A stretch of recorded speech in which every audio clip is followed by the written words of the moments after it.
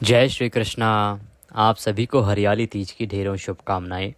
प्रिय भक्तों, आज के इस वीडियो में हम बात करेंगे कि हरियाली तीज पर कैसे करनी चाहिए तीज की पूजा। हरियाली तीज की पूजा कैसे की जाती है, इस दिन भगवान शंकर माता पार्वती के पूजन का विधान है, तो उसमें क्या क्या चीज़ें भगवान को चढ़ानी चाहिए, किस किस विधि से चढ़ानी चाहिए, कैसे चढ़ानी चाहिए, चौकी कैसे स्थापित करनी है, चौकी पर कहाँ क्या स्थापित करना है, भगवान की जो प्रतिमाएं हैं वो मिट्टी की बनानी है या आटे की बनानी है, कलश स्थापित करना है या नहीं करना है, और पूजा कंप्लीट करने के बाद, पूर्ण करने के बाद, पहले पूजा करेंगे, पूजा करने के बाद जो वस्तुएं हैं उनका क्या करना है, कहाँ उनको विसर्जित करना है, कहाँ उनका निस्तारण करना है और कब करना है, और क्या इस व्रत में खाया जाता है, कैसे यह हरियाली तीज का व्रत करना चाहिए। इस प्रकार से आने वाली हरियाली तीज के विषय में संपूर्ण जानकारी आपको प्रदान की जाएगी। शास्त्र क्या कहते हैं, विधि क्या कहती है। जानकारी आरंभ करें उससे पहले आपसे निवेदन है कि कृपया वीडियो को एक बार लाइक अवश्य कर दीजिएगा और भगवान शंकर की कृपा प्राप्त करने के लिए माँ गौरा के आशीर्वाद से अपने पति की दीर्घायु के लिए कमेंट बॉक्स में अवश्य लिखिएगा जय गौरी शंकर या ओम उमापतये नमः। ये मंत्र बड़े कल्याणकारी हैं, इनसे अमर सुहाग और दीर्घायु सुहाग की प्राप्ति होती है। जो कुंवारी कन्याएं हैं जो सुहाग की प्राप्ति के लिए इस व्रत को कर रही हैं, उन्हें भी यह अवश्य ही जपना चाहिए। आप देख रहे हैं देवभूमि ज्योतिष संस्थान का प्रतिष्ठित यूट्यूब चैनल देवभूमि धार्मिक। हम यहाँ आपको सभी व्रत और त्योहारों की सही शास्त्रीय जानकारी प्रदान करते हैं, बताते हैं कि ज्योतिष शास्त्र पुराण के आधार पर आप किस प्रकार से पूजन करना चाहिए, क्या विधि है, क्या नियम है और कैसे व्रत करना चाहिए, तथा सही कथाएं आपको सुनाते हैं। तो यदि आप सभी व्रत और त्योहारों की सही शास्त्रीय जानकारी पाते रहना चाहते हैं तो कृपया चैनल को अभी सब्सक्राइब कीजिए और बेल आइकन को प्रेस कीजिए। आइए जानकारी आरंभ करते हैं। बात करते हैं तीज के व्रत पूजन की। प्रिय भक्तों, ये जो तीज है, हरियाली तीज जिसे हम कहते हैं, ये श्रवण मास के शुक्ल पक्ष की तृतीया को मनाई जाती है। सावन के महीने की तीज जो है ये शुक्ल पक्ष की तीज होती है, जो अमावस्या के बाद तृतीया आती है उस दिन मनाई जाती है। इसका विधान है कि जिस दिन सूर्य के मुख से तीज होगी, तृतीया होगी, उस दिन इसका व्रत और पूजन किया जाता है। ये जो व्रत है ये अमर सुहाग की प्राप्ति के लिए, अर्थात आपका जो सुहाग है वो अमर हो, दीर्घायु हो, उसका स्वास्थ्य अच्छा रहे, दाम्पत्य जीवन अच्छा रहे, इसके लिए किया जाता है। और योग्य वर की प्राप्ति के लिए भी यह तीज का व्रत जो है विधि विधान से करना चाहिए। ऐसा माना जाता है कि कुंवारी कन्याएं यदि इसका व्रत करती हैं तो उन्हें उनके योग्य वर प्राप्त होता है। अब बात आती है जी कि ये करना कैसे चाहिए। सूर्य उदय से पहले उठ जाना चाहिए। उठने के बाद स्नान आदि कीजिए। स्नान आदि करने के बाद आपको तीज के इस व्रत का संकल्प करके पूजन करना चाहिए। पूजन आप सुबह भी कर सकते हैं और शाम को भी कर सकते हैं, क्योंकि भगवान गौरी शंकर के बहुत सारे व्रतों का पूजन सायंकाल को होता है, इसका भी कर सकते हैं, परंतु मुख्यतः इसका जो पूजन है वो प्रातः काल ही किया जाता है। तो स्नान आदि से निवृत्त होकर स्वच्छ वस्त्र धारण करके और आपका जो भी पूजा स्थल है वहाँ आसन लगा के बैठ जाएं। भगवान की पूजा करने के लिए चौकी स्थापित करेंगे तो एक चौकी लीजिए, उस पर बिछाने के लिए, क्योंकि ये देवी का पूजन है, माँ आदिशक्ति का पूजन है, तो लाल रंग का वस्त्र उस पर बिछाइए। लाल रंग का वस्त्र बिछा के और वहाँ पर एक तस्वीर रखिए भगवान गौरी शंकर की, तथा इसमें 3 मिट्टी की प्रतिमाएं बनाई जाती हैं। 3 मिट्टी की प्रतिमाएं, एक भगवान गणेश बनाएंगे, एक माता पार्वती बनाएंगे और एक शिवलिंग भगवान शंकर बनाएंगे। ये 3 मिट्टी की प्रतिमाएं बनाएं, शुद्ध मिट्टी की प्रतिमाएं बना लीजिए। बनाने के बाद उनको एक पात्र में रखिए। पात्र इस प्रकार का लीजिए जिसमें कि जब आप उनको जल अर्पित करें ना तो वो जल बाहर ना आए, फैले नहीं, तो थोड़ा गहरा पात्र लीजिए, उसमें उनको रख दीजिए, सामने रख दीजिए। घी का दिया रखिए।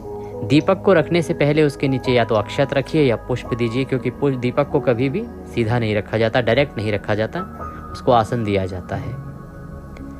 आप कलश की स्थापना भी कर सकते हैं। आप चाहें तो कलश स्थापित कर सकते हैं और आप चाहें तो बिना कलश के भी इसका पूजन सिंपल विधि से भी कर सकते हैं। अगर आप कलश स्थापित करना चाहते हैं तो सीधे हाथ की ओर जहां तस्वीर आपने स्थापित की है वहीं पर कलश को रखने के लिए नीचे अक्षत या गेहूं आदि रखिए और उसके ऊपर कलश को स्थापित कीजिए। कलश मिट्टी का ले सकते हैं, पीतल का ले सकते हैं, तांबे का ले सकते हैं। उसमें जल भरिए, गंगा जल युक्त जल भरिए, चांदी का सिक्का उसमें डालिए और पंच पल्लव लगाइए। अशोक के, आम के, कोई भी पत्ते आप ले सकते हैं। पंच पल्लव लगाइए और उसके ऊपर पूर्ण पात्र रखते हुए उसके ऊपर श्रीफल, नारियल को रखिए। नारियल जब स्थापित करेंगे तो उसको मौली लपेट दीजिएगा और नारियल को रखने का तरीका यह है कि उसका जो मुख है वो आपकी तरफ होना चाहिए। इस प्रकार से आप कलश स्थापित कीजिए। पुनः आपको बताऊं कि बिना कलश स्थापित किए भी आप पूजन कर सकते हैं। ये संपूर्ण स्थापना हो गई। अब आप व्रत का संकल्प करेंगे, पूजन का संकल्प करेंगे। संकल्प करने के लिए अपने सीधे हाथ पे जल लीजिए। 1 रुपये का सिक्का दक्षिणा के रूप में कम से कम रखिए, अक्षत रखिए और 3 बार बोलिए ओम श्री विष्णु, ओम श्री विष्णु, ओम श्री विष्णु। अपना नाम, अपना गोत्र, जिस स्थान पर बैठकर संकल्प कर रहे हैं वहाँ का मकान नंबर, क्षेत्र का नाम, शहर का नाम, श्रवण मासे शुक्ल पक्षे तृतीयायाम पुण्यतिथियो आयु आरोग्यता प्राप्त्यार्थाय, दीर्घायु वर प्राप्त्यार्थाय, वर स्वास्थ्य प्राप्त्यार्थाय, योग्य वर प्राप्त्यार्थाय, हरियाली तीज उपलक्ष्ये तीज माता व्रत पूजन संकल्पम संकरिष्ये। बोले सौ श्री विष्णु शरणौ शरणम प्रपद्ये और यह संकल्प भगवान के चरणों में अर्पित कर दीजिए। इस प्रकार से आपको संकल्प करना चाहिए।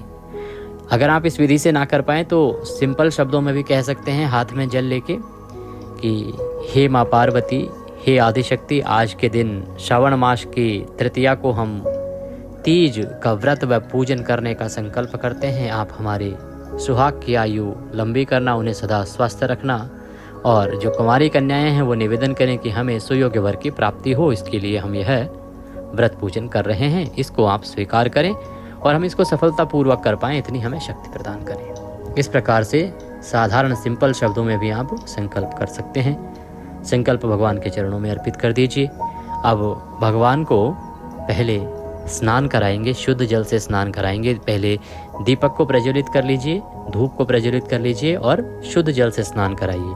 आपने 3 प्रतिमाएं बनाई होंगी ना मिट्टी की, बीच में शिवलिंग रखिए और वाम अंग पर माँ पार्वती को रखिए और दूसरी तरफ में आप गणेश जी को रखिए। शुद्ध जल से पहले स्नान कराइए। पहले प्रथम पूज्य गणेश जी महाराज को स्नान कराइए। गणेश जी महाराज को स्नान कराने के बाद माँ पार्वती को स्नान कराइए और तदुपरांत भगवान शंकर को स्नान कराइए शुद्ध जल से। अब आप कच्चे दूध से स्नान कराइए या आप पंचामृत से भी स्नान करा सकते हैं। कच्चा दूध लीजिए या पंचामृत लीजिए, स्नान कराइए भगवान को, प्रेम पूर्वक स्नान कराइए और फिर पुनः शुद्ध जल से स्नान होगा भगवान का। फिर से शुद्ध जल से स्नान कराइए भगवान का। स्नान कराने के बाद उन्हें वस्त्र के रूप में मौली अर्पित कीजिए। मौली का एक टुकड़ा तोड़ लीजिए और वह अर्पित कीजिए। अगर जनेऊ है तो जनेऊ चढ़ा सकते हैं, नहीं है तो कोई बात नहीं। वस्त्र अर्पित कीजिए। वस्त्र अर्पित करने के बाद इत्र है तो इत्र अर्पित कर सकते हैं, नहीं है तो कोई बात नहीं। तिलक कीजिए भगवान को। भगवान गणेश को तिलक कीजिए रौली कुमकुम आदि से। माता पार्वती को तिलक कीजिए रौली कुमकुम आदि से। भगवान शंकर को जो तिलक होगा वो आप त्रिपुंड बनाएंगे और वो चंदन से बनाएंगे। भगवान को चंदन से तिलक कीजिए। अक्षत अर्पित कीजिए। अब बिल्व पत्र हैं आपके पास तो बिल्व पत्र अर्पित कीजिए भगवान को। बिल्व पत्र अर्पित कीजिए। फूलों की माला है तो फूलों की माला पहनाइए। पुष्प हैं तो पुष्प अर्पित कीजिए। धूप दिखाइए, धूप दिखाइए और दीप दिखाइए। धूप दीप दिखाइए भगवान को, तीनों को धूप दीप दिखाइए। धूप दीप दिखाने के बाद नैवेद्य अर्पित किया जाता है। तो भोग के रूप में ये त्यौहार घेवर से बनाया जाता है। घेवर की मिठाई आती है तो आप घेवर का भोग लगाइए। घेवर का भोग लगाइए भगवान को और उसके बाद जलाचमनी कराइए। जलाचमनी के लिए 1 चम्मच जल भगवान को अर्पित कर दीजिए कि आप उन्हें आचमनी करा रहे हैं। जलाचमनी करा के तांबूल अर्पित किया जाता है। तो यदि आपके पास पान का पत्ता है तो पान के पत्ते पे 2 लौंग, 2 इलायची और 1 सुपारी रखिए और वह अर्पित कर दीजिए। यदि आपके पास पान का पत्ता नहीं है, मीठा पान आप ला सकते हैं और अगर नहीं भी हो तो कोई बात नहीं, इसे मैंडेटरी नहीं है। ये जब हम पूजा करते हैं तो विधान जितना मर्जी बढ़ा सकते हैं। मैंने आपको सूक्ष्म भी बता दिया कि क्या आवश्यक है। स्नान आवश्यक है, वस्त्र आवश्यक है, तिलक आवश्यक है। तिलक के बाद पुष्प बिल्व पत्र जरूरी है और भोग लगाना आवश्यक है। तांबूल अर्पित किया, तांबूल अर्पित करके हाथ जोड़ के नमस्कार कीजिए और भगवान गौरी शंकर की आरती कीजिए, प्रेम से आरती कीजिए। इसी प्रकार से कलश का पूजन भी किया जाता है। आप कलश पूजन भी इसी प्रकार से करेंगे। पहले जल अर्पित करेंगे, थोड़ा से जल के छींटे दे दीजिए कलश को, फिर तिलक लगाइए, तिलक लगा के वस्त्र अर्पित कीजिए, पुष्प अर्पित कीजिए और फल आदि अगर कुछ है आपके पास नैवेद्य के रूप में तो वह अर्पित कीजिए और जलाचमनी कराइए। इस प्रकार से आप कलश देव का पूजन इसमें करते हैं, अगर आप कलश स्थापित करते हैं तो। इस प्रकार पूजन किया आपने। पूजन कर लेने के बाद अब आपको कथा श्रवण करनी है। तीज माता की कथा, हरियाली तीज की कथा हम आपको अपने चैनल पर अपलोड कर देंगे, तो कथा सुनिएगा, सही कथा सुनिएगा। सही कथा सुन के और फिर आरती कीजिएगा भगवान की।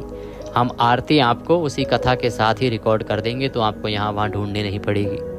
चैनल पर नए हैं तो सब्सक्राइब कर लीजिए, जिससे कि आपको सही कथाएं आदि समय से मिलते रहें। कथा सुन के आरती करके पुष्पांजलि की जाती है। हाथों में पुष्प लीजिए, भगवान से निवेदन कीजिए कि प्रभु आवाहनम न जानामि विसर्जनम पूजम चैवम न जानामि क्षम्यताम परमेश्वर। हे भगवान, न हम आपका आवाहन जानते हैं, न पूजन जानते हैं, न विसर्जन जानते हैं। हम तो अज्ञानी जीव हैं, जैसी बन पड़ी है वैसी सेवा आपके श्री चरणों की है। इसमें जाने अनजाने में हमसे कोई गलती, कोई त्रुटि, कोई भूल हो गई हो तो उसे क्षमा कीजिएगा। हमारे पास आपको अर्पित करने के लिए कुछ भी नहीं है। तन मन धन सब आप ही का है। हमारे पास कुछ नहीं है। हमारे पास क्या है? केवल ये पत्र पुष्प की भेंट है। मालती मलका जाति सत्पत्रांति संयुक्तम पुष्पांजलि मया दत्ताम ग्रहणाम परमेश्वर। यह पत्र पुष्प की भेंट है, इसे स्वीकार करें और दया का आशीर्वाद प्रदान करें। इस प्रकार से भगवान को पुष्प अर्पित कीजिए, भगवान को प्रणाम कीजिए और परिक्रमा कर लीजिए खड़े खड़े। ये आपका पूजन अब पूर्ण हुआ। कथा श्रवण आपने कर ली। अब आप जल ग्रहण कर सकते हैं। चाय आदि भी पी लेते हैं, भारतीय परंपरा में आजकल चल पड़ा है, तो आप चाय आदि भी पी सकते हैं। सायंकाल को इसका विसर्जन कर दीजिएगा। विसर्जन की विधि आपको बताते हैं, उससे पहले बताते हैं कि व्रत कैसे करना है। इसमें व्रत दो प्रकार से किया जाता है। आप इस व्रत को निराहार रह के अर्थात फल आहार करके भी कर सकते हैं, जिसमें केवल सायंकाल को फल आहार करेंगे आप। और कुछ प्रांतों में यह व्रत एक वक्त के भोजन के साथ भी किया जाता है, जिसे साधारण विधि कहते हैं। बड़ी सिंपल सी विधि कि एक वक्त रोटी खा लीजिए, व्रत हो गया। इसमें कढ़ाई की जाती है, अर्थात हलवा पूड़ी आदि बनाते हैं कुछ प्रांतों में। यदि आपके यहाँ ऐसा होता है तो आप कर सकते हैं।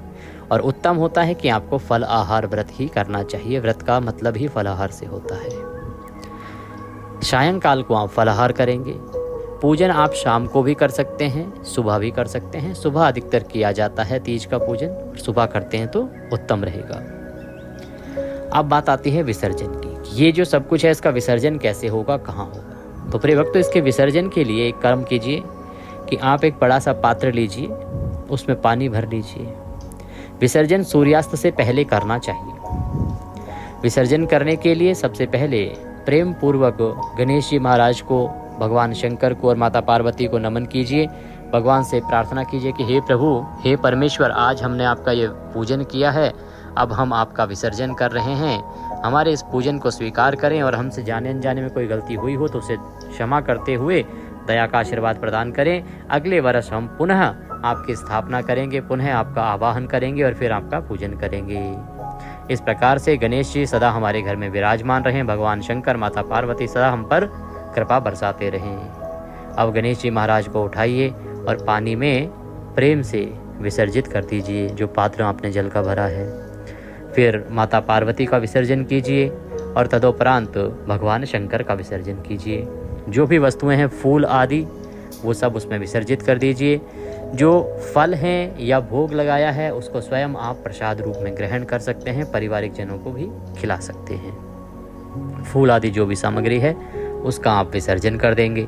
कलश की बात करें, मिट्टी का कलश है तो विसर्जन कर सकते हैं। धातु का कलश है तो आप घर में उसको पुनः प्रयोग कर सकते हैं। पंच पल्लव आदि जो भी वस्तुएं हैं उन सब का विसर्जन होगा। अगर आपने गेहूं या चावल उसमें प्रयोग किए हैं नीचे रखने के लिए या पूर्ण पात्र में या कहीं भी, तो उनको आप पक्षियों को डाल दीजिएगा। इस प्रकार से इन सभी का विसर्जन आप दोपहर के बाद कभी भी कर सकते हैं। ये विधि हो गई विसर्जन की। अब इसमें जो महत्वपूर्ण जानकारी जो पूजा के बीच की है उसको देते हैं।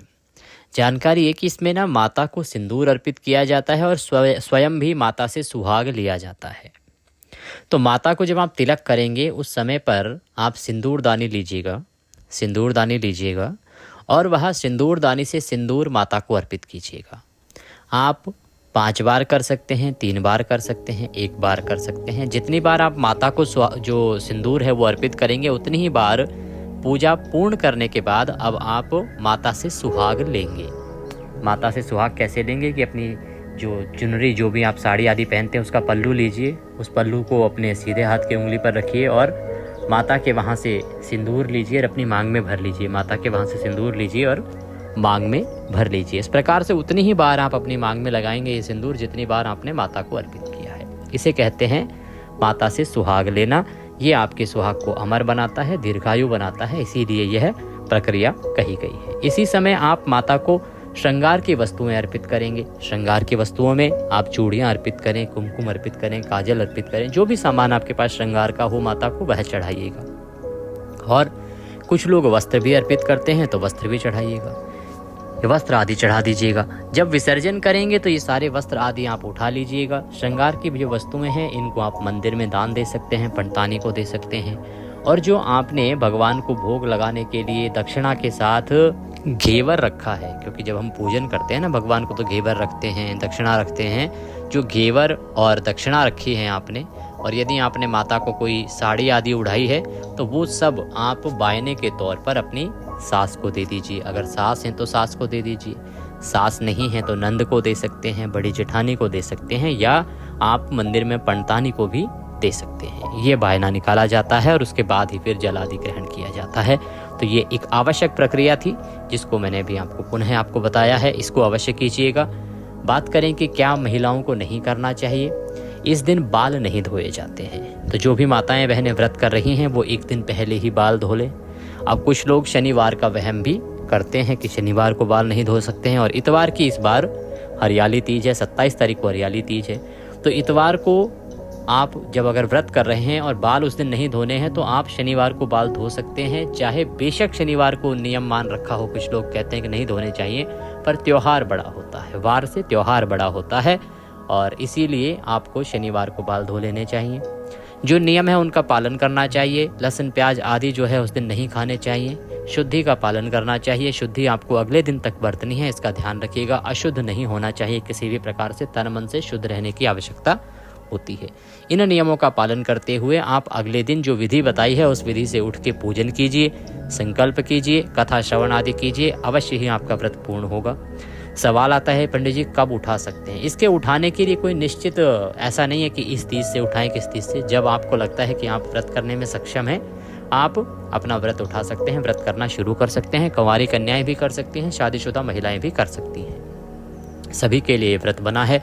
कुछ लोग कंफ्यूज रहते हैं हरितालिका तीज में और हरियाली तीज में। तो देखिए हरितालिका अलग है और हरियाली अलग है। हरियाली तीज की जाती है मूलतः राजस्थान, हरियाणा, एमपी के कुछ क्षेत्रों में और राजस्थान से लगते हुए यूपी के क्षेत्रों में। हरितालिका तीज की जाती है उधर ईस्टर्न यूपी में, बिहार में, छत्तीसगढ़, झारखंड आदि प्रदेशों में। तो इसीलिए इतना अंतर है। दूसरा, ये श्रावण मास की शुक्ल पक्ष की तृतीया को किया जाता है, वो भाद्रपद में किया जाता है। तो ये समय का अंतर है। हरितालिका तीज अलग है, हरियाली तीज अलग है। वस्तुतः दोनों ही अपने पति की लंबी आयु के लिए या अच्छे सुहाग की प्राप्ति के लिए ही किए जाते हैं। ये थी जानकारी हरियाली तीज के बारे में। जानकारी थोड़ी भी अच्छी लगी हो तो लाइक अवश्य कीजिएगा, कमेंट बॉक्स में लिखिएगा। जय गौरी शंकर। भगवान गौरी शंकर के आशीर्वाद से आपकी सुहाग की आयु लंबी होगी, सदा स्वस्थ रहेंगे, दीर्घायु होंगे। भगवान सब पर कृपा करें। हरे कृष्ण।